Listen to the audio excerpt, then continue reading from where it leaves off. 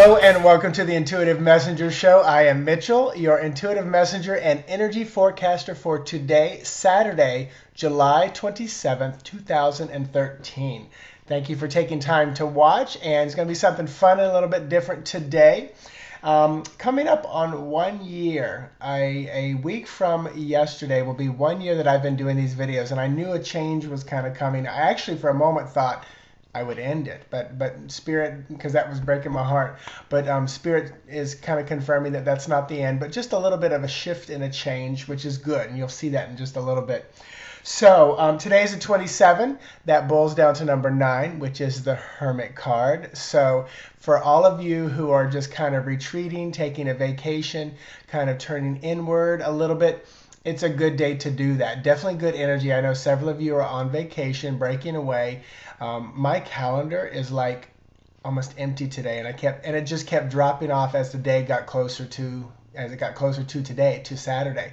I had a pretty full day, and then all of a sudden it's like everything just dropped. I do have one client this afternoon, and Fabian has given me a list of things to do, which is okay. I get to go to IKEA, so I'm excited about that.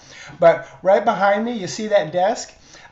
Soon I will be doing my videos from over there because I got a new laptop and I've been using Fabian, so I'm going to shift to that desk. So you're going to get to see what's on this wall, but I will be allowing Fabian to see what it looks like in the camera because he won't allow it to look bad.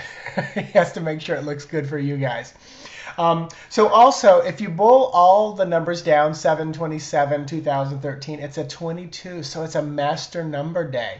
So boy, getting your Hermit on and having a 22, and also that boils down to number 4, which is such a peaceful number.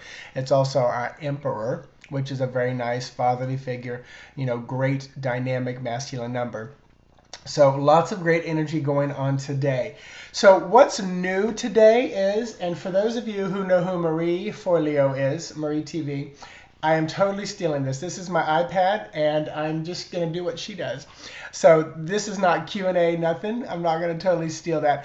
But I said yesterday in the video that if you have questions about your development and your path to enlightenment, ask me. Spirit has made it pretty clear this is not going to be readings or messages. Now, if something comes through, something comes through, but they made it very clear that's not what's going to happen. So if you have questions about your intuitive development, tarot cards, pendulum, runes, readings, spirits in your house, ringing in your ear, send these messages to me via email. This is very specific, and you're going to email them to IntuitMessenger@AOL.com, IntuitMessenger@AOL.com. You can find that link on my website. It's right there just under email. I'll also post it in the notes down here.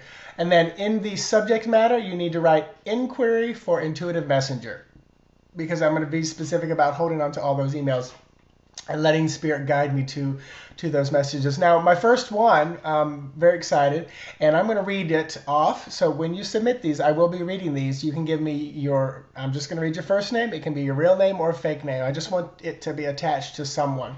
So Liz writes, my question is this. I feel strongly that we create our lives on many levels, but because of this, I feel confused, and I'm sure many of us out there do. She says, I am married to a good man, but for certain reasons I am not happy. I constantly feel like I want to get out. On the other hand, I know that if I would think of things differently, I know things can be much better. As whatever I think, my husband starts to change in that way, because I somehow feel like I don't want to work this out with this man. I just want to get away. Is this right? I'm so confused. Any advice? Liz. So Liz, I read that over a few times and right before I came online as well. You're definitely right. We do create our life, but when there's another person involved, we are co-creating that. Many times, and I love to use the terminology soul contracts, pre-life contracts, whatever you want to do it. And many times we end up, especially in relationships that are lengthy, or marriages and things like that, or families, we end up in soul contract relationships with people. And a lot of times those that push our buttons the most, to quote my good friend Sherry Cortland, they are our relationship villains. So this could be what your husband is to you, a relationship villain, to push you, to challenge you, to create, the journey and experience that you set up for this. Now, on the other hand, something that I and many psychics and mediums, resonate with, there's so many social expectations and constructs and belief systems that have been put in place that we continue to put that pressure on ourselves to either A, stay in a relationship till death do us part. My belief system does not incorporate that anymore. Never really did, especially always struggling as a gay man. There was my belief system that held me in bondage for 33 years. Not coming out, not doing anything. So first of all, stop for a moment and just ask yourself, what would I do if I weren't afraid? Meaning, what would I do if all the belief systems and pressures that I feel and allow on myself, what would I do if those weren't there? Don't answer it. Just let that resonate with you for a while and see what comes up. I encourage people not to make rash or hasty decisions because, I love Fabian dearly. He is my husband with quotation marks around since we can't get married. But, this morning he pushed my buttons. I had a free day and all of a sudden do the dishes, change the sheets, don't forget to water the plants. He just threw all this stuff at me. But I also know that that's part of my journey. I know beyond a shadow of a doubt that I am supposed to be in this relationship with this man. Will it last till one of us dies? I do not know. And I don't care at this point. I would be heartbroken not having him in my life, but I know it would be what's part of life. Just like right down here is a little dachshund. This little guy, he's 13 years old. The day he decides to transition is going to be a very rough day for me. But I have learned so much from him. I know there's a soul contract with this little guy because my dream time, Sheldon, my dachshund, is in my dream time so much. I know we've been around many, many times as equestrian and horse, rider and horse and things like that. It's just like, so I know these contracts are there. So with you, Liz, I encourage you to do this as everybody. Connect with your guides, your angels, your higher self, and just say things like, confirm with me that this relationship is supposed to be as it is as we unfold things. Show me how to create and co-create for my highest and best. You may be there for your husband. This may be, I know I am here for Fabian, just like he's here for me. I know part of my job is, being an example and showing him how to grow and be enlightened. He still has some prejudice about the world and certain groups of people and things like that. So I know there's that opening up for him that I am here to show him that. So I encourage you to do that. And for everybody reading this, and listening to this, I know many of us are in the same situation as well. So open yourself up to the possibilities of why you're in this relationship. And you know what? Once you've exhausted all the possibilities, it may be time to end it and move on, but you will know it beyond a shadow of a doubt. And ask your guides and your angels and everybody else to show the other person too when it's time to move on. When the contract is run out. I think there's a time frame on contracts.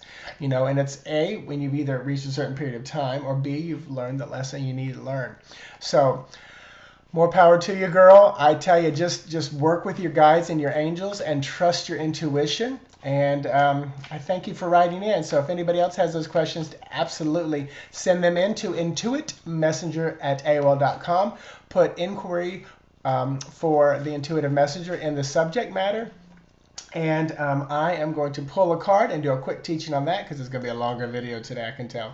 So here we go with a little bit more development. Lover's card. Now I tell you, this is funny that this is coming up right after a question that you asked, Liz.